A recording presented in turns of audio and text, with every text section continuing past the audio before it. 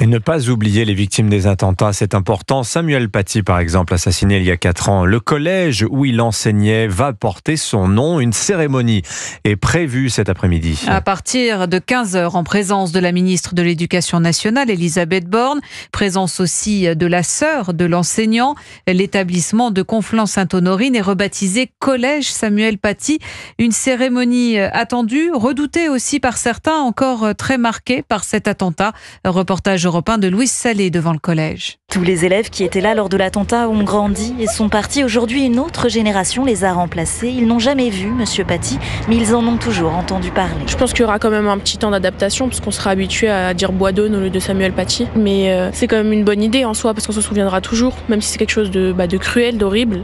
On pensera toujours à lui. Mais certains jeunes désapprouvent le changement de nom car c'est un héritage lourd à porter, avance une représentante des parents d'élèves. Les enfants n'avaient pas envie que le collège change de nom. Ça ancre encore un peu plus le drame. Et ça en rajoute une petite couche. Brigitte, une voisine de l'établissement, est fière, elle, que le souvenir de l'enseignant y soit gravé. C'est mérité, parce que ce professeur-là, il était apprécié. Il habitait pas très loin du collège. Même si on le connaissait pas vraiment, chaque fois qu'on passe par là, on y pense. Pour le président du département Pierre Bédier, il n'y a pas à tergiverser. Le souvenir de Samuel Paty doit être assumé. Vous ne pouvez pas faire comme si ça n'avait jamais existé. C'est comme les secrets de famille. Quand vous voulez à tout prix les mettre sous le tapis, ça finit par vous revenir en boomerang et de façon plus violente. Il est tué parce qu'il est enseignant. Donc nous devons le défendre et l'appeler Samuel Paty, c'est défendre la République. Qu'on le veuille ou non, affirme-t-il, cela restera une trace indélébile dans l'histoire.